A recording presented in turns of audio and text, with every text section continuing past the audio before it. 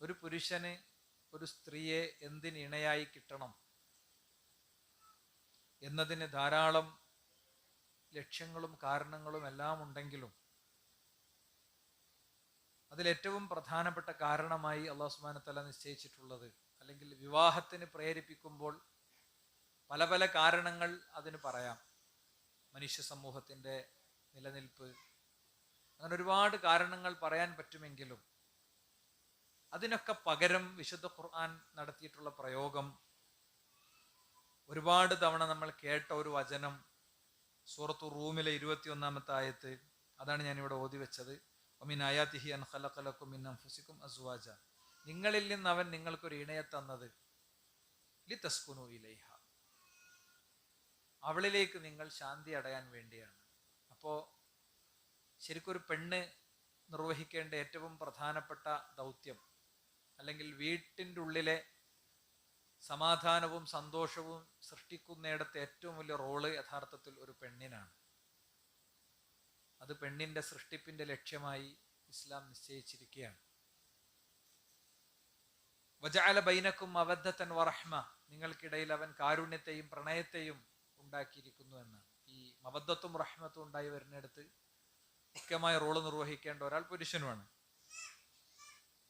യഥാർത്ഥത്തിൽ സ്ത്രീയിൽ അല്ലാഹു സുബ്ഹാനഹു വ തആല അങ്ങനത്തെ വലിയൊരു ശേഷി, അത്രയും വലിയൊരു ശക്തി യഥാർത്ഥത്തിൽ ഒരുക്കി വെച്ചിട്ടുണ്ട് എന്നതാണ്. അത് എത്രത്തോളം സഹോദരിമാർ തിരിച്ചറിയുന്നു, അത് ഞാനീ പറയണ എൻ്റെ സംസാരം ഞാൻ ഉൾപ്പെടെ എല്ലാവരോടും ഉള്ളതാണ്.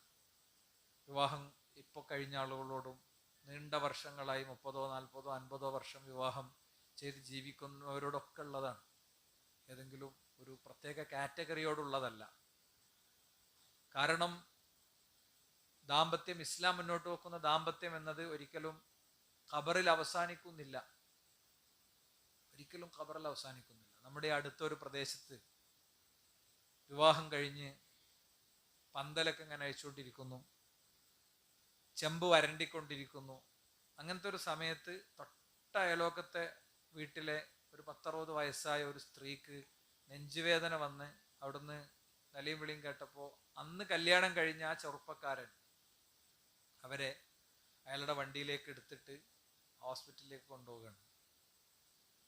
തിരിച്ച് ഒരു ആംബുലൻസ് മടങ്ങുമ്പോൾ എല്ലാവരും വിചാരിച്ചത് ആ കൊണ്ടുപോയ 60-65 വയസ്സായ സ്ത്രീ മരിച്ചിട്ടുണ്ടാവുന്നതാണ്. പക്ഷേ ഇന്ന് കല്യാണം കഴിച്ച് തൻ്റെ ഭാര്യയെ ഒന്ന് സ്പർശിക്കുക പോലും ചെയ്യാത്ത ആ മനുഷ്യനാണ് മരണപ്പെട്ടത്. അവിടെ ചെന്നു, അയാൾ കുഴഞ്ഞു വീണു, അയാൾ മരിച്ചു. അയാളുടെ മയ്യത്താണ് ബഹളമുണ്ടാക്കാത്ത ഒരു ആംബുലൻസ് പതുക്കെ കൊണ്ടുവന്നത്. താനൊന്ന് ചേർന്നിരിക്കുക പോലും ചെയ്യാത്ത, താനൊന്ന് സ്പർശിക്കുക പോലും ചെയ്തിട്ടില്ലാത്ത തൻ്റെ ഭർത്താവിൻ്റെ മയ്യത്തിന് മുന്നിൽ നമസ്കരിച്ച് അന്നു തന്നെ കുടുംബ വീട്ടിലേക്ക് ഉപ്പാന്റെ കൂടെ തിരിച്ചു പോകുന്ന ഒരു പെണ്ണ് അനുഭവിക്കുന്ന സംഘർഷങ്ങളുടെ ആഴം വലുതായിരിക്കും. പക്ഷെ ഇസ്ലാമിൽ അതിനൊക്കെ ഒരു ഉത്തരമുണ്ട്. എന്തേ പടച്ചോൻ ഇവരോട് ഇങ്ങനെ ചെയ്തത് എന്നാണ് നമ്മളെ നാട്ടുമ്പുറത്തെ ഭാഷ. പക്ഷേ ഉദ്ഖുലുൽ ജന്നത അൻതും വഅസ്വാജുകും തുഹ്ബറൂൻ, നിങ്ങളും നിങ്ങളുടെ ഇണകളും സന്തോഷത്തോടെ സ്വർഗത്തിലേക്ക് പോയിക്കോളൂ എന്നൊരു പ്രഖ്യാപനം നാളെ ഉണ്ടാകുന്നതാണ്. ഇസ്ലാമിലെ വിവാഹം എന്ന് പറയുന്നത് എല്ലാ ദർശനങ്ങളുടെയും മതങ്ങളുടെയും കാഴ്ചപ്പാടിനപ്പുറത്തുള്ള ഒന്നാണ്. അത് പരലോകത്ത് സ്വർഗം വരെ നീണ്ടു നിൽക്കേണ്ട ഒന്നാണ്. അപ്പം ആ നിലക്കു തന്നെ നമുക്ക് ഇതിനെ എടുക്കാൻ പറ്റണം, ഇതിനെ കാണാൻ പറ്റണം. ഇസ്ലാമിൽ ഒരു പെണ്ണ് ഒരാണിന് കൊടുക്കേണ്ട ഏറ്റവും പ്രധാനപ്പെട്ട ഒന്ന് സമാധാനവും സന്തോഷവും തന്നെയാണ്. കച്ചവടമൊക്കെ പൊട്ടി എല്ലാം തകർന്ന് ഒരു പ്രവാസി നാട്ടിലേക്ക് തിരിച്ചു വരുമ്പോൾ ഒരു ഭാര്യയ്ക്ക് ഏതൊക്കെ രീതിയിൽ സ്വീകരിക്കാം, വെറുതെ നിങ്ങളൊന്ന് സങ്കല്പിച്ചു നോക്ക്. എൻ്റെ സംസാരം കേൾക്കുന്ന സഹോദരിമാർ പ്രത്യേകിച്ചൊന്ന് സങ്കല്പിച്ചു നോക്ക്. വരുന്ന വരവിൽ കയറി വരുമ്പോൾ തന്നെ ഇനിയിപ്പോൾ എന്താ നമ്മൾ കാട്ടുക, ഈ കുട്ടികളെ വിദ്യാഭ്യാസം എന്ത് ചെയ്യും, ഈ കുട്ടികളെ അങ്ങനെ ആക്കും, നമ്മൾ എന്ത് ചെയ്യും, ഇങ്ങനെ ആക്കും എന്ന് വെച്ച് നിലവിളിക്കാം അല്ലേ. അതേ സ്ഥാനത്ത് കുട്ടികളും മക്കളൊക്കെ അടങ്ങി ഒതുങ്ങിയതിന് ശേഷം പണ്ട് കൊണ്ടുവന്ന വലിയ പെട്ടിയൊന്നുമില്ല, ചെറിയൊരു ഇതുള്ളൂ, അതൊക്കെ ഭയങ്കര സന്തോഷത്തിൽ എല്ലാവർക്കും ഓഹരി വെച്ചൊക്കെ കൊടുത്തതിൻ്റെ ശേഷം നമ്മൾക്ക് ജീവിക്കാനുള്ളത് നമ്മൾ അത്യാവശ്യം നല്ല നിലക്ക് ജീവിച്ചു, ഇനി ഉള്ളതുമാതിരി ജീവിക്കണം, അതിനെന്തിനാ നിങ്ങൾ ടെൻഷനാവണം എന്നൊരു പെണ്ണ് ചോദിക്കുമ്പോൾ ഒരാണിന് കിട്ടണ ഒരു സുഖവും സമാധാനവും വേറെ ആര് ചോദിച്ചാലും കിട്ടൂല. മത്സ്യം പിടിക്കാൻ പോയ മത്സ്യത്തൊഴിലാളി അയാളുടെ വലയും തോണിയും ഒക്കെ കടലിൽ നഷ്ടപ്പെട്ട് എങ്ങനെയോ നീന്തിക്കയറി വന്ന ആ മനുഷ്യനെ ജീവിതത്തിന്റെ പച്ചപ്പിലേക്കും ജീവിതത്തിന്റെ സൗന്ദര്യങ്ങളിലേക്കും പിടിച്ചു കൊണ്ടുവരാൻ ഒരു പെണ്ണിന്റെ ചുണ്ടറ്റത്തെ 2-3 വാക്കുകൾക്കും അവളുടെ ചേർത്തു പിടിക്കലിനും കഴിയും എന്നുള്ള കാര്യത്തിൽ യാതൊരു സംശയവുമില്ല. അതേ മനുഷ്യൻ ആത്മഹത്യയിലേക്ക് തള്ളിവിടാനും ചിലപ്പോൾ കഴിയും. പലപ്പോഴും പ്രവാസികളുടെ പല കഥകളും അനുഭവങ്ങളൊക്കെ ഉണ്ട്. ഒക്കെ ഉപേക്ഷിച്ച് എല്ലാം കഴിഞ്ഞ് നാട്ടിൽ താമസിക്കാമെന്ന് വിചാരിച്ചു വരുന്നേ പ്രവാസിയായ മനുഷ്യൻ എത്ര ആളുകൾ അതേപോലെ തിരിച്ചു പോലുണ്ട്. കഥയൊന്നുമല്ല, എത്രയോ സംഭവങ്ങൾ നമ്മുടെ മുന്നിലില്ലേ. എത്രയോ ആളുകളുണ്ട്. എന്ന് പറഞ്ഞാൽ ഈ ഭാര്യക്ക് അയാൾ നീണ്ട വർഷങ്ങളായി മാസാമാസം പൈസ അയച്ചു കൊടുക്കും.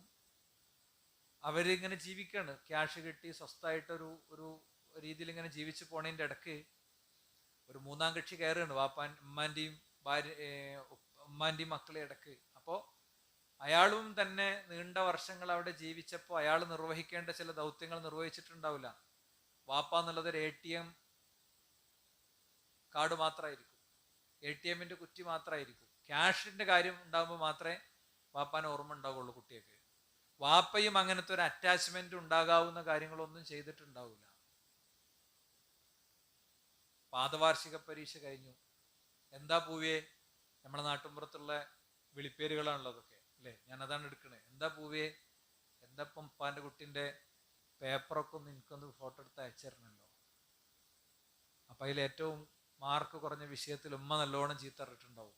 ഉമ്മ നല്ലോണം ചീത്തറിനടുത്ത് വാപ്പ ചെയ്യേണ്ട എന്താ, വാപ്പയും ചീത്തറിയല്ല. അതിപ്പോ എന്താ, എനിക്ക് സയൻസിനും സോഷ്യലിനൊക്കെ ഉണ്ടല്ലോ, കണക്കിനല്ലേ കുറച്ച് മാർക്ക് കുറവുള്ളൂ, അത് സാരില്ല, ഉപ്പാന്റെ കുട്ടി നല്ലോണം പഠിച്ചാൽ മതി. ചേർത്ത് പിടിക്കലുകൾക്ക് സുഹൃത്തുക്കളെ വലിയ പ്രാധാന്യമുണ്ട്. ഞാൻ ഈ 2-3 ദിവസമായിട്ട് ഭയങ്കരമായി മനസ്സുകൊണ്ട് ആഘോഷിക്കുന്ന ദിവസങ്ങളാണ്.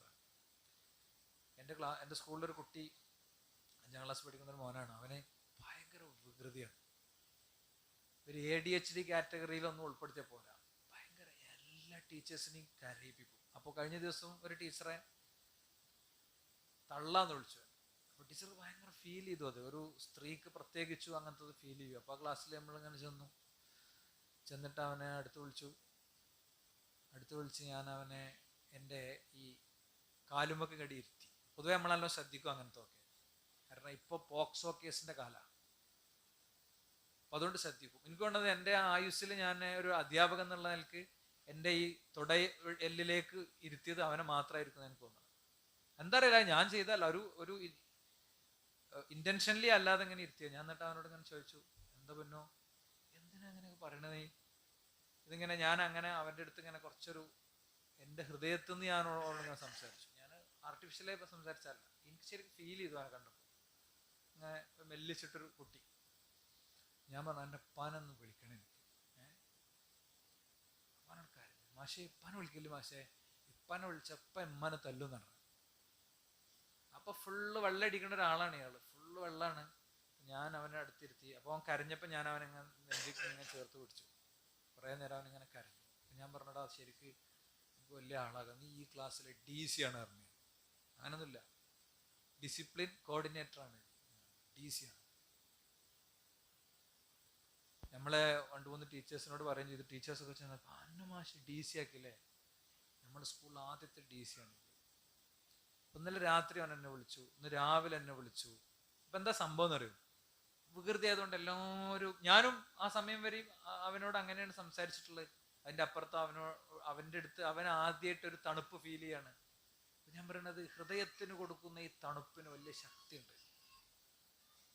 ഓരോ പെണ്ണിനും ഭർത്താവിന്റെ കാര്യത്തിൽ നിർവഹിക്കാനുള്ള മഹാദൗത്യമാണത്. അത് എത്രത്തോളം നമ്മുടെ വീടുകളിൽ നടക്കുന്നുണ്ട് എന്നുള്ളതാണ്. തല ചൂട് പിടിച്ച് അസ്വസ്ഥമായി വരികയാണ്. പ്രായമൊക്കെ കൂടി വരുമ്പോൾ എന്തായാലും ആണും പെണ്ണും തമ്മിൽ നമ്മളെ നാട്ടിലൊരു 10 വയസ്സിന്റെ വ്യത്യാസം, 8 മുതൽ 10 വരെ, പഴയതാണെങ്കിൽ 15 ഉണ്ടാവും. അപ്പോൾ സ്വാഭാവികമായിട്ടും ആരോഗ്യം, മനസ്സ് ഒക്കെ വേറൊരു തലത്തേക്ക് എത്തിയിട്ടുണ്ടാവും. ഷുഗറും കൊളസ്ട്രോളും പ്രഷറും ഒക്കെ ഉണ്ടാകുമ്പോൾ അത് വേറെ ഉണ്ടാകും. അപ്പൊ അവിടെ ശരിക്ക് തണുത്ത വെള്ളം തലയിൽ ഒഴിച്ചു കൊടുക്കേണ്ടത് ഫ്രിഡ്ജിൽ നിന്ന് എടുത്തിട്ടല്ല, വാക്കുകൾ കൊണ്ടാണ് ഒഴിച്ചു കൊടുക്കേണ്ടത്. നോക്കൂ നിങ്ങൾ, ചരിത്രത്തിൽ മഹാനായ പ്രവാചക തിരുമേനിക്ക് മഹാനായ പ്രവാചക തിരുമേനിക്ക് ഏറ്റവും പ്രിയപ്പെട്ട ഭാര്യ തന്നെക്കാളും പ്രായമുള്ള, ഞാൻ കഴിഞ്ഞ ഖുതുബയിലും പറഞ്ഞു, തന്നെക്കാളും പ്രായമുള്ള, മുൻപ് 2 കല്യാണം കഴിച്ച് 2 ആളുടെ കുടുംബ ജീവിതത്തിൽ ഭാര്യയായി നിന്ന അങ്ങനെയുള്ള ഖദീജ ബീവി ആയിരുന്നു. എന്താ, പ്രവാചക തിരുമേനി സല്ലല്ലാഹു അലൈഹി വസല്ലം തങ്ങൾ അള്ളാഹുവിന്റെ നിയോഗപ്രകാരം ഹിറാ ഗുഹയിൽ പോയിരിക്കുകയാണ്. ഹിറാ ഗുഹയിൽ പോയിരിക്കുന്ന പ്രവാചകൻ വളരെ പ്രസിദ്ധയായ ഒരു യുക്തിവാദത്തോട് ചേർന്ന് നിൽക്കുന്ന ഒരു വനിത പ്രവാചകനെ കുറിച്ച് എഴുതിയൊരു പുസ്തകത്തിലുണ്ട്, ഞാൻ മുഹമ്മദ് പ്രവാചകനാണ് എന്ന് തന്നെ എനിക്ക് തോന്നും. കാരണം പ്രവാചകത്വത്തിന്റെ ആദ്യാടയാളങ്ങൾ കണ്ടപ്പോൾ അയാൾ ഭയന്ന് വിറക്കുകയാണ് ചെയ്തത്. അയാൾ ഓടി വന്ന് അയാളുടെ ഭാര്യന്റെ അടുത്തേക്ക് ഓടി വരുന്നുണ്ട് എന്നൊക്കെ അവർ കോട്ട് ചെയ്യുന്നുണ്ട്. പ്രവാചകത്വത്തിന്റെ തെളിവായിട്ട് അവർ പറയുന്നുണ്ട്. അപ്പോ ഓടി വന്നിട്ട് ആരെടുത്തൊക്കെ ചെല്ലുന്നത്, ജമിലൂനിയ ഖദീജ, ഖദീജ എനിക്ക് പുതപ്പിട്ട് തരൂ, എനിക്ക് മൂടിത്തരൂ എന്ന് തണല് തേടി വരുന്നത് ആരെടുത്തേക്കാണ്? ഖദീജ ബീവിന്റെ അടുത്തേക്കാണ്. ഖദീജ ബീവി നാട്ടും പുറത്തെ നമ്മളെ ഭാര്യമാരുടെ രീതിയിലാണെങ്കിൽ എന്തായിരിക്കും ഡയലോഗ് നിങ്ങൾ ചിന്തിച്ചു നോക്ക്. നിങ്ങൾ അവിടെ ഇവിടെ ഇങ്ങനെ പോയിരിക്കും, എന്നിട്ട് ഓരോന്ന് കണ്ട് പേടിച്ചിട്ടുണ്ട് വരും. 600 ചിറകുള്ള മലക്ക് ജിബ്രീൽ പ്രവാചകനോട് ഇഖ്റ എന്ന് പറഞ്ഞു, പാരായണം ചെയ്യൂ, ഓതു എന്ന് പറഞ്ഞു. മാന ബിഖാരി, എനിക്ക് ഓതാൻ അറിയില്ലെന്ന് പറഞ്ഞു. വീണ്ടും പറഞ്ഞു, വീണ്ടും അറിയില്ലെന്ന് പറഞ്ഞു, വീണ്ടും പറഞ്ഞു, വീണ്ടും അറിയില്ലെന്ന് പറഞ്ഞപ്പോ അങ്ങോട്ട് ചേർത്ത് പിടിച്ചു ജിബ്രീൽ. എന്നിട്ട് ഓതാൻ പറഞ്ഞപ്പോ പ്രവാചകൻ ഓതി. അപ്പൊ ആ കാഴ്ചകളുടെ, അസ്വസ്ഥതകളുടെ, ഭയത്തിന്റെ ഒക്കെ പശ്ചാത്തലത്തിൽ നിന്ന് വരുമ്പോ അവര് കൊടുത്ത മറുപടി എന്താ? കല്ല വല്ലാഹി ലാ യുഖ്സിക അല്ലാഹു അബദ. വല്ലാത്തൊരു വാക്കാണത്. ഉറപ്പാണ്, എന്റെ മലയാളതാണ്, ഉറപ്പാണ്, നിങ്ങളെ പടച്ചോൻ കൈവിടൂല. ഇത് ഓർമ്മിപ്പിക്കുകയാണ്, ഇന്നക ലതസിലുർ റഹീം, അങ്ങ് കുടുംബ ബന്ധങ്ങൾ ശരിക്ക് പാലിക്കുന്ന ഒരാളാണ്. അതുപോലെ തന്നെ വതഹ്മിലുൽ കല്ല, നിങ്ങൾ വിഷമിക്കുന്നവന്റെ ഭാരങ്ങളെ ഏറ്റെടുക്കുന്ന ഒരു വ്യക്തിയാണ്. അതുപോലെ തന്നെ വതക്സിബുൽ മഅദൂം, എല്ലാം നഷ്ടപ്പെട്ട് നിരാലംബരായ മനുഷ്യർക്ക് വേണ്ടി അധ്വാനിച്ച് സമ്പാദിച്ച് നേടിക്കൊടുക്കുന്ന ഒരു മനുഷ്യനാണ് അങ്ങ്. അതുപോലെ തന്നെ വതഖ്രി ദൈഫ്, അതിഥികളെ അങ്ങ് ആദരിക്കാറുണ്ട്. വതുഇനു അലാ നവാഇബിൽ ഹഖ്, ദുരന്തങ്ങളും വിഷമങ്ങളും അനുഭവിക്കുന്നവരെ അങ്ങ് ചേർത്ത് പിടിക്കാറുണ്ട്. അങ്ങനത്തെ ഒരാളെ അല്ലാഹ് ഒരിക്കലും കൈവിടൂല. നിങ്ങൾ എന്തിനാ വിഷമിക്കണേ? ആ തണുപ്പ് കൊടുക്കുകയാണ്. പ്രവാചകൻ ഒന്ന് ആശ്വാസമായപ്പോ പറഞ്ഞു, ഓർമ്മിപ്പിച്ചു, വേദങ്ങളൊക്കെ പഠിച്ച ഒരാളുണ്ട്, എനിക്കറിയണ ഒരാളാ, വറഖത്ത് ബിൻ നൗഫൽ. നമുക്ക് മൂപ്പരൊന്ന് പോയി കാണാം. ഒരു ഭാര്യയാണ് അദ്ദേഹത്തെ, പ്രവാചക തിരുമേനി എന്നുള്ള മഹാപ്രവാചകനെ ഒരു ഭാര്യയിലൂടെ സമാശ്വസിപ്പിക്കുന്ന മഹാചരിത്രം പടച്ചോൻ ഉണ്ടാക്കിയത് എന്തിനാണ്? ദാമ്പത്യം എന്ന മഹത്തായ നന്മയുടെ എല്ലാ ഘട്ടങ്ങളെയും മാനവർക്കു മുന്നിൽ ജീവിച്ച് കാണിച്ചു കൊടുത്ത പ്രവാചകനിലൂടെ, അത് കാണിച്ചു കൊടുത്തത് ലോകത്തെമ്പാടുമുള്ള കല്യാണം കഴിച്ചെത്തുന്ന ഭാര്യ പദവിയിൽ ഇരിക്കുന്ന എല്ലാവർക്കുള്ള വെളിച്ചായിട്ടാണ്. അവർക്കറിയുന്ന സാധ്യതകൾ ഉപയോഗിക്കുകയാണ്, എന്നിട്ട് കൂട്ടിക്കൊണ്ടു പോവുകയാണ്.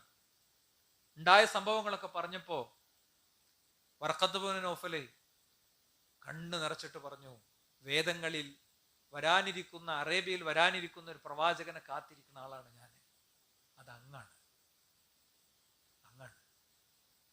ഞാൻ ജീവിച്ചിരിപ്പുണ്ടെങ്കിൽ, വാർദ്ധക്യത്തിന്റെ പരമാവധിയിലേക്ക് എത്തിയ വറഖ പറയാണ്, ഞാൻ ജീവിച്ചിരിപ്പുണ്ടെങ്കിൽ ഞാൻ നിങ്ങളെ സഹായിക്കും. എൻ്റെ പ്രവർത്തനം കൊണ്ട്, എൻ്റെ ശ്വാസം കൊണ്ട്, എൻ്റെ നിലപാട് കൊണ്ട്, എൻ്റെ ജീവിതം കൊണ്ട് ഞാൻ അങ്ങയെ സഹായിക്കും എന്നുള്ള വാക്ക് കൊടുക്കുകയാണ്. പക്ഷെ ഞാൻ എത്ര ജീവിച്ചിരിക്കും എന്നറിയില്ല. വറഖ അധിക കാലം ജീവിച്ചിരുന്നില്ല, അദ്ദേഹം മരണപ്പെട്ടു പോയി. എന്നിട്ട് അദ്ദേഹം പറയുന്നുണ്ട്, അവർ രണ്ടുപേരും തന്നെക്കാളും പ്രായമുള്ള ഭാര്യന്റെ കൂടെ അങ്ങാടിക്ക് ഇറങ്ങിയപ്പോ ഒരു വിഷമവും തോന്നിയില്ല പ്രവാചക തിരുമേനിക്ക്. ഒന്നിലധികം ഭർത്താക്കന്മാരുടെ കൂടെ ജീവിച്ച ഒരാളെ കല്യാണം കഴിച്ച് മുന്നോട്ട് പോയപ്പോ ഒന്നും തോന്നിയില്ല, സ്നേഹം മാത്രം. ഉള്ളിൽ പതഞ്ഞു പൊങ്ങുന്ന ആ ആത്മബന്ധങ്ങൾ ശ്വാസത്തിന്റെ അവസാന നിമിഷം വരെ ഉണ്ടായി. അവർക്ക് തുല്യമായ ആരും എനിക്ക് കിട്ടിയിട്ടില്ല എന്ന് പ്രവാചകൻ ആവർത്തിച്ചു പറഞ്ഞു. അവർ കൊടുത്ത ജീവിതാണത്, അവർ കൊടുത്ത ജീവിതാണ്. എന്റെ കയ്യിൽ ക്യാഷ് ഇല്ലാത്ത കാലത്ത് എനിക്ക് ക്യാഷ് തന്നു, എന്നെ സമാധാനിപ്പിച്ചു, എന്നെ പിന്തുണച്ചു. നിങ്ങൾ ആരാണ് എനിക്ക് അങ്ങനെ ചെയ്തെന്നത് എന്ന് പ്രവാചകൻ ചോദിക്കുന്നുണ്ട്. അപ്പോ വറഖ പറയുന്നുണ്ട്, അങ്ങയുടെ ജനത അങ്ങയെ ആട്ടി ഓടിക്കും, അങ്ങയെ ബഹിഷ്കരിക്കും, ആരുമില്ലാത്ത ഒറ്റപ്പെടലിന്റെ ദിനം നിങ്ങൾക്ക് വരാനുണ്ട് എന്നൊക്കെ പറയുന്നുണ്ട്. പ്രവാചകൻ അത്ഭുതപ്പെടുന്നുണ്ട് അവിടെ, എന്നെ എന്റെ ജനത ആട്ടി ഓടിക്കും. അവരാണ് എന്നെ അവരുടെ പ്രശ്നങ്ങളുടെ മധ്യസ്ഥനായി കണ്ടത്, എന്നിട്ട് എന്നെ ആട്ടി ഓടിക്കേ. അത് ചരിത്രത്തിൽ കടന്നു വന്ന എല്ലാ പ്രവാചകന്മാർക്കും ഉണ്ടായിട്ടുണ്ട്. അപ്പോ പ്രവാചക പത്നിമാരിലൂടെ പടച്ചോൻ ഇങ്ങനത്തെ കുറച്ച് സംഭവം കൊണ്ടുവന്നിട്ടുണ്ട്. ഇപ്പൊ ഹുദൈബിയ സന്ധി. എന്താ ഹുദൈബിയ സന്ധി? നിങ്ങൾ വെറുതെ ഒന്ന് സങ്കല്പിച്ചു നോക്ക്, വെറുതെ ഒന്ന് സങ്കല്പിച്ചു നോക്ക്. ഒരു കാരണവുമല്ലാതെ പ്രവാചക തിരുമേനിയെയും സ്വഹാബത്തിനെയും ഹിജറയുടെ അവസരം ഉണ്ടാക്കി, ഹിജറയിലേക്ക് തള്ളിവിട്ടു, ഹിജറയിലേക്ക് തള്ളിവിട്ടു. മക്ക ഉപേക്ഷിച്ചു, മദീനത്തേക്ക് അവർ വന്നു. അവിടുന്ന് അവസാനം അവർ വരികയാണ്. എങ്ങോട്ട്? ഒന്ന് ഉംറ ചെയ്യാൻ വേണ്ടി വരികയാണ്, മക്ക കാണാൻ വേണ്ടി വരികയാണ്. അവർ ജീവിച്ചു വളർന്ന മണ്ണിന്റെ ആ ഒരു മാനസികാവസ്ഥ നിലനിർത്തിക്കൊണ്ട് അവർ വരുമ്പോ വഴിയിൽ വെച്ച് ഒരു കരാറുണ്ടാക്കുകയാണ്. കരാറിലെ വാക്കുകൾ മുഴുവൻ, വരികൾ മുഴുവൻ എതിരാ. ഒന്ന് മുഹമ്മദ് റസൂൽ എന്ന് എഴുതിയപ്പോ റസൂൽ ഒന്ന് മാറ്റാൻ പറഞ്ഞു, മുഹമ്മദ് ബിൻ അബ്ദുല്ലയാക്കി. അത് കഴിഞ്ഞപ്പോ മക്കയിൽ നിന്ന് ആരെങ്കിലും ഇനി മദീനത്തേക്ക് ഇസ്ലാം സ്വീകരിച്ചു വന്ന് അവരൊക്കെ തിരിച്ചയക്കണം എന്ന് പറഞ്ഞു. പ്രവാചകൻ കരാറിന്റെ താഴെ ഒപ്പിട്ടു. വല്ല ആളുകളും മദീനത്ത് ഇസ്ലാം ഉപേക്ഷിച്ച തിരിച്ച് അങ്ങോട്ടും പറഞ്ഞേക്കണം എന്ന് പറഞ്ഞു. എന്ന് പറഞ്ഞാൽ ഞങ്ങളെ കൂട്ടത്തിൽ നിന്ന് ഇനി ആരെങ്കിലും ഇസ്ലാം സ്വീകരിച്ചു വന്നാൽ ഞങ്ങൾക്ക് തന്നെ അവരെ തിരിച്ചു തരണം, മദീനത്ത് നിർത്താൻ പാടില്ല. എന്തൊരു കരാറാണത്, വല്ലാത്ത കരാറല്ലേ. ഇനി അതിന് പകരം വീട്ടാൻ ഇവിടെ ആരെങ്കിലും ഇസ്ലാം ഉപേക്ഷിച്ച ഇവിടെ ആരെങ്കിലും നിർത്താൻ പറ്റുമോ? അവരെ അങ്ങോട്ട് തിരിച്ചയക്കണം, ഇപ്പൊ തിരിച്ചു പോണം. അതൊക്കെ സമ്മതിക്കാം, ഒന്ന് മക്കത്ത് പോകാൻ പറ്റൂല, യുദ്ധം ഉണ്ടാവില്ല. അപ്പൊ ഈ കരാറുകളൊക്കെ എഴുതി ഒപ്പിട്ട് കഴിഞ്ഞപ്പോ അപ്പുറത്ത് വലിയ ആഹ്ലാദം നടക്കുകയാണ്. സ്വഹാബത്തിൽപ്പെട്ട ആളുകളൊക്കെ ചോദിച്ചു, എന്തിനാണ് നബി ഈ അവജ്ഞയൊക്കെ കൂടെ ഏറ്റെടുക്കുന്നത്, എന്തിനാണിത്? അവർ വൈകാരികമായി.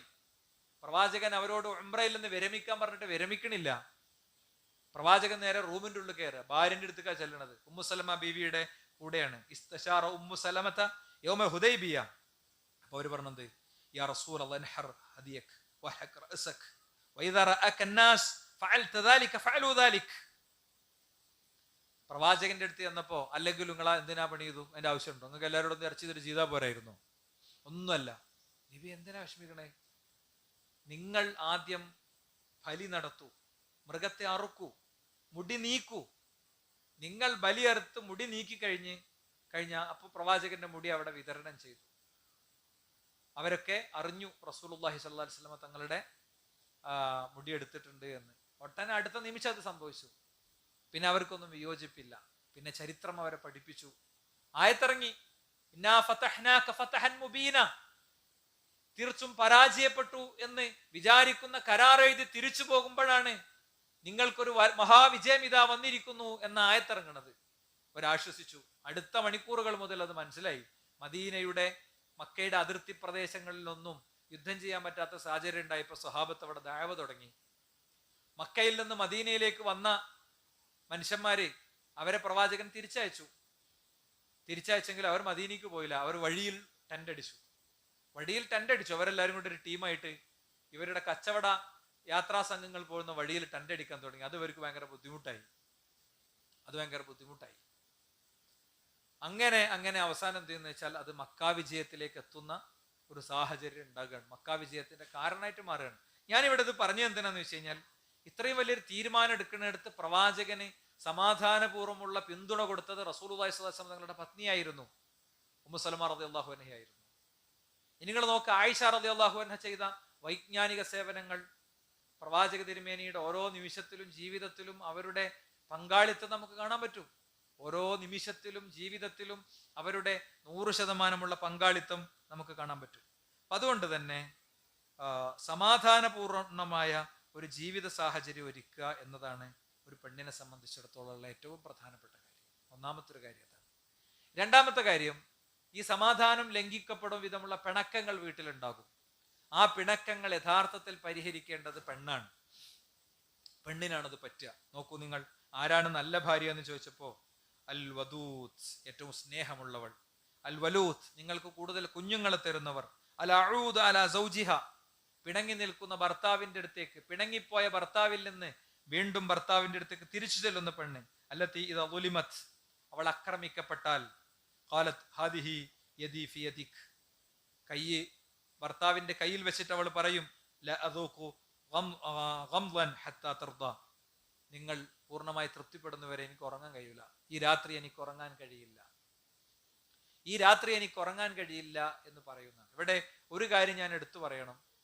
എന്താന്ന് വെച്ച് കഴിഞ്ഞാൽ, നിരന്തരം ദ്രോഹിക്കുകയും തല്ലുകയും പീഡിപ്പിക്കുകയൊക്കെ ചെയ്യണേ ഭർത്താവിൻ്റെ അടുത്ത് എന്നും രാത്രി കൈമ പിടിച്ച് നിങ്ങളോട് മിണ്ടിയാലേ എനിക്ക് ഉറങ്ങാൻ കഴിയുള്ളൂ എന്ന് പറഞ്ഞാൽ സഹിച്ച് ജീവിക്കണം എന്നൊന്നും ഇസ്ലാമിൽ എവിടെയും പറഞ്ഞിട്ടില്ല. നോർമൽ കുടുംബ ജീവിതങ്ങളുടെ കാര്യമാണ് ഞാൻ പറയുന്നത്. വേറെ ബുദ്ധിമുട്ടൊന്നുമില്ല. കൊച്ചു കൊച്ചു പിണക്കങ്ങളും തർക്കങ്ങളും ഒക്കെ ഉണ്ടാകും, ചില പെരുമാറ്റ പ്രശ്നങ്ങൾ ഉണ്ടാകും. അതിന്റെ പേരിലൊക്കെ ഉണ്ടാകുന്ന കാര്യങ്ങളെ കുറിച്ചാണ് ഈ പറയുന്നത്. വെള്ളടിച്ചു വന്നിട്ട് ഭാര്യന്റെ വയറ്റത്ത് ചവിട്ടി ദ്രോഹിക്കുന്ന ആളെ സഹിച്ച് ജീവിക്കണം എന്നല്ല. അതൊക്കെ ഇസ്ലാമിനെ പോലെ വേറെ ആരാ കൈകാര്യം ചെയ്ത്?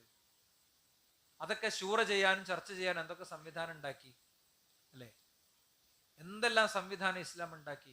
നമ്മളെ നാട്ടിൽ പക്ഷെ ആ സംവിധാനങ്ങളൊക്കെ ഉപയോഗിക്കലപ്പോഴാണ് എല്ലാ നിലക്കും രണ്ടു കൂട്ടരും അങ്ങോട്ടും ഇങ്ങോട്ടും വർത്താനം പറഞ്ഞ് കംപ്ലീറ്റ് കഴിഞ്ഞതിന്റെ ശേഷമാണ്.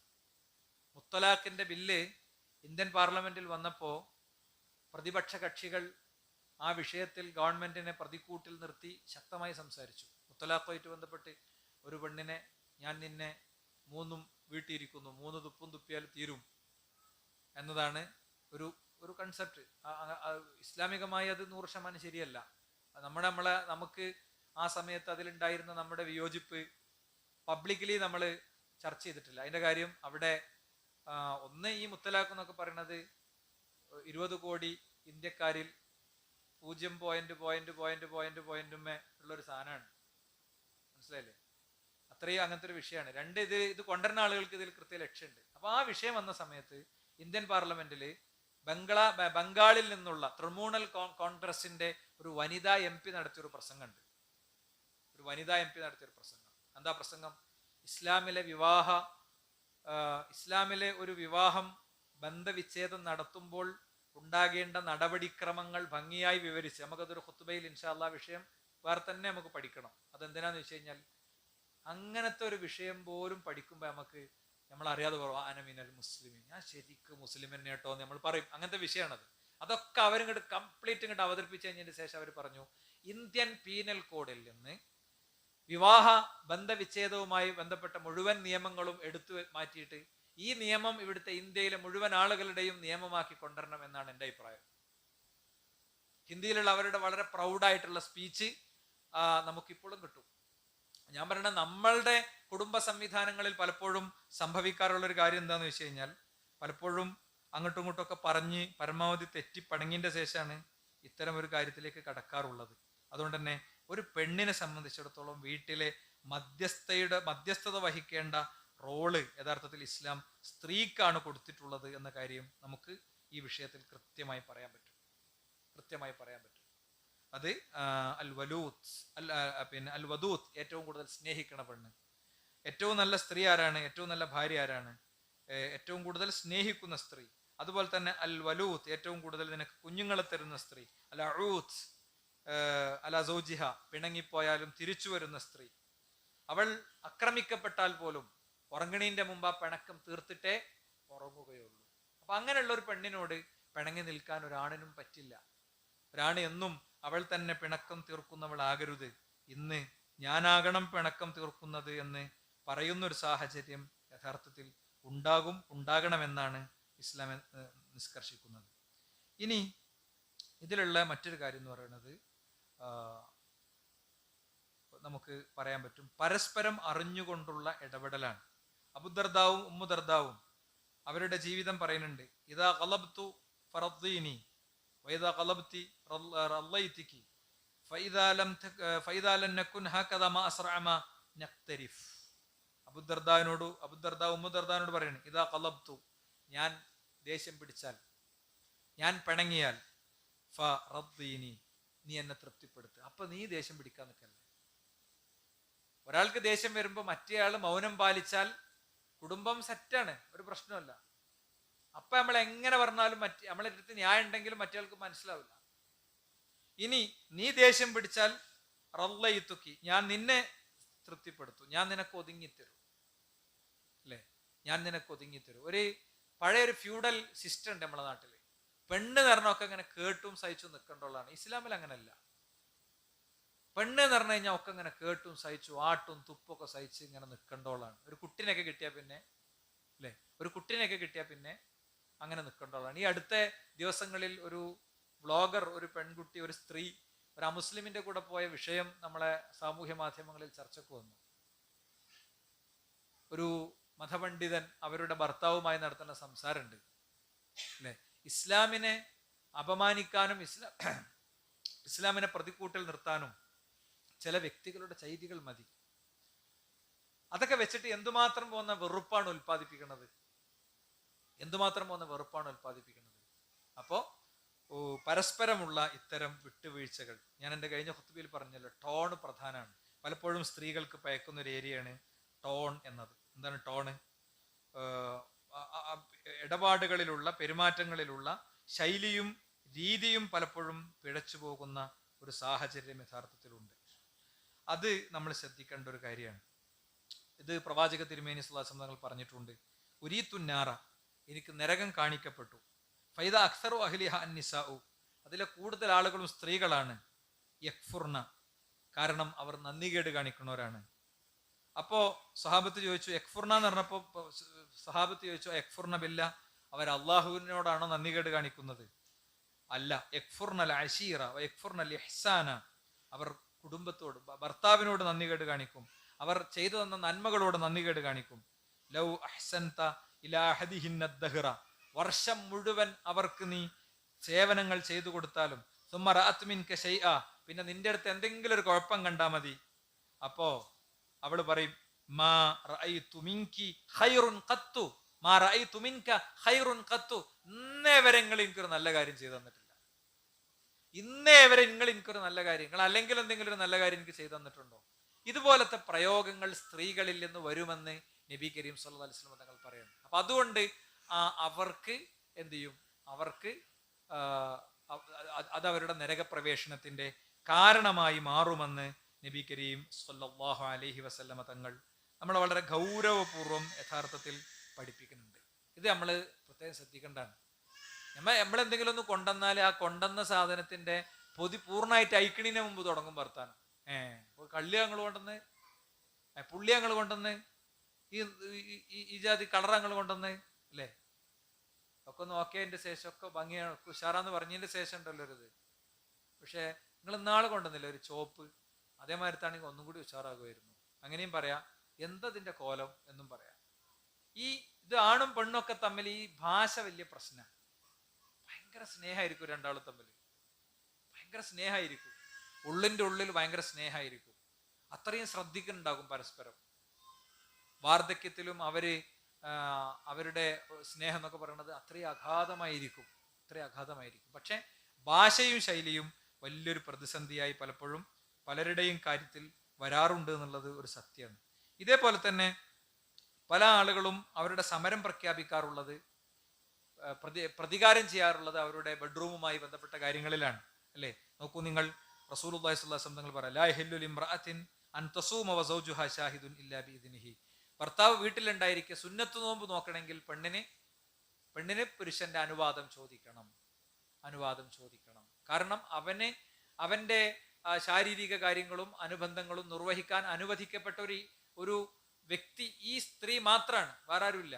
അപ്പോ അവന്റെ അത്തരം ആവശ്യങ്ങൾ നിർവഹിക്കപ്പെട്ടിട്ടില്ലെങ്കിൽ അവൻ അശുദ്ധിയിലേക്കും വൃത്തികേടിലേക്കുമാണ് പോവുക. അതുകൊണ്ട് അതിന് അനുവാദം ചോദിക്കണം എന്നാണ്.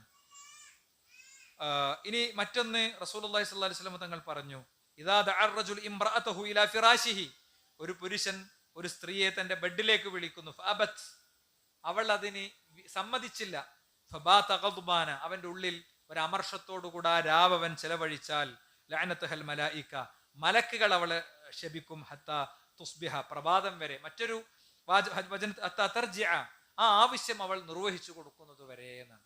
ഇത് 2-3 നിലക്ക് സംഭവിക്കും. ചില പരിമിതികൾ ഇങ്ങനത്തെ ഒരു വിഷയം പറയുന്നിടത്തുണ്ട്. എന്നാൽ പോലും എന്താണ്, ഒന്ന്, നിങ്ങൾക്ക് എന്നെ അങ്ങനത്തെ ഒരു കാര്യത്തിന് മാത്രമേ ആവശ്യമുള്ളൂ എന്നുള്ള ഒറ്റ വാചകത്തിൽ അത് സംഭവിക്കും.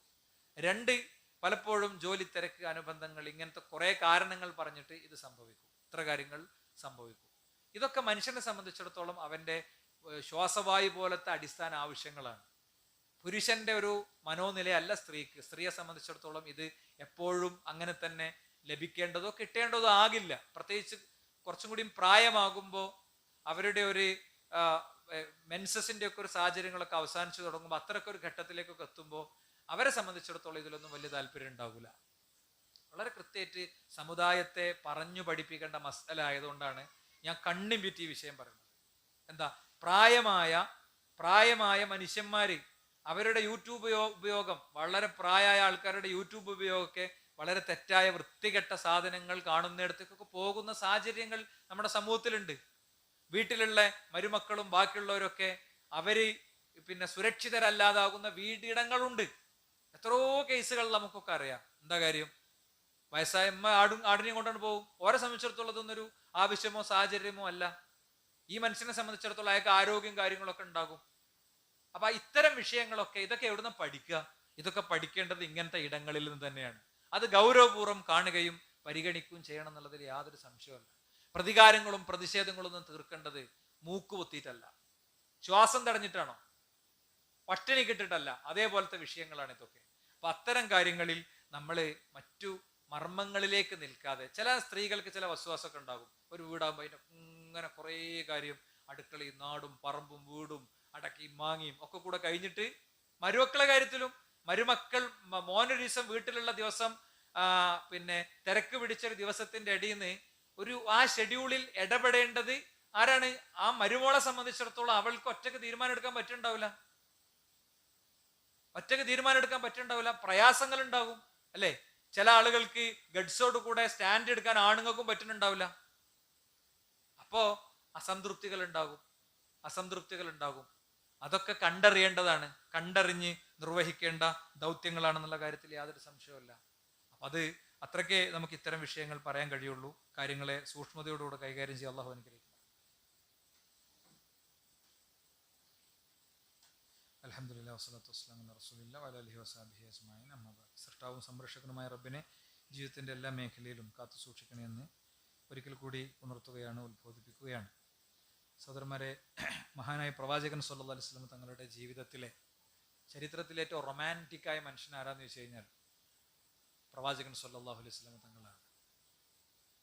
നമ്മള് വിളിക്കണ പേരിൽ പോലും ഉണ്ട് അങ്ങനത്തെ. യായിഷ് എന്നാണ് പ്രവാചകൻ വിളിച്ചിരുന്നത്. യായിഷ് എന്ന് പറഞ്ഞാൽ എന്താ? അറബി ഭാഷയുടെ ഗ്രാമർ സൈഡ് അറിയുന്ന ആളുകൾക്കറിയാം. അത്രയും പാലും തേനും കൂട്ടിച്ചേർത്ത വിളിയാണത്, യായിഷ്. പ്രവാചകൻ സല്ലല്ലാഹു അലൈഹി വസല്ലം പറയുന്നുണ്ട്, ആയിഷ ബീവി കഴിച്ച മാംസം അതിന്റെ ആ കുറകണ് വാങ്ങിയിട്ട് പ്രവാചകൻ അവിടെ തന്നെയാണ് കടിക്കൂ. എത്ര വയസ്സായി റസൂലുള്ളാഹിക്ക് ആയിഷ ബീവിനെ കല്യാണം കഴിക്കുമ്പോ അല്ലേ? പ്രവാചകൻ സല്ലല്ലാഹു അലൈഹി വസല്ലം തങ്ങൾ 19 വയസ്സ് പിന്നിട്ടതിന്റെ ശേഷം കല്യാണം കഴിച്ചതാണ്. പക്ഷേ അപ്പൊ അവിടേക്കൊക്കെ അത് ആവശ്യമുണ്ട് എന്നുള്ളതിനാണത്. അത് പുതിയ കുട്ടികൾ കല്യാണം കഴിച്ച് മറ്റേ കടക്കണ ബൈക്കുണ്ടല്ലോ, കടക്കണ ബൈക്കും എങ്ങനെ പാറിരുന്ന് പോണ പ്രായത്തേക്ക് മാത്രമുള്ളതല്ല, ഇത് മരണം വരെയുള്ളതാണ്. ഇൻഷാ അല്ലാഹ് അനുബന്ധങ്ങൾ നമുക്ക് അടുത്ത ആഴ്ചയിലോ മറ്റോ പരിഗണിക്കാം. അള്ളാഹു നമ്മുടെ ജീവിതത്തിന്റെ എല്ലാ മേഖലയിലും സൂക്ഷ്മതയോടുകൂടെ ജീവിച്ച് മുന്നോട്ട് പോകാനുള്ള തൗഫീഖ് പ്രദാനം ചെയ്യുമാറാകട്ടെ. അവന്റെ മുഅ്മിനുകളിൽ മുഖ്ലിസുകളിൽ മുത്തഖീങ്ങളിൽ അവൻ നമ്മെ ഉൾപ്പെടുത്തുമാറാകട്ടെ. ലാ ഇലാഹ ഇല്ലല്ലാഹ് എന്ന കലിമത്ത് തൗഹീദിനെ സാക്ഷാത്കരിക്കാനുള്ള മഹാഭാഗ്യം അള്ളാഹു നൽകുമാറാകട്ടെ. അല്ലാഹുമ്മ ഗ്ഫിർ ലിൽ മുഅ്മിനീന വൽ മുഅ്മിനാത്ത്, അല്ലാഹുമ്മ അഇസ്സൽ ഇസ്ലാം വൽ മുസ്ലിമീൻ വഅദിൽ ശിർക വൽ മുശ്രിക്കീൻ, റബ്ബനാ ആതിനാ ഫിദ്ദുനിയ ഹസന വഫിൽ ആഖിറതി ഹസന വഖിനാ അദാബന്നാർ. ആമീൻ ആമീൻ ബിറഹ്മതിക യാ അർഹമർ റഹീമീൻ. വൽഹംദുലില്ലാഹി റബ്ബിൽ ആലമീൻ.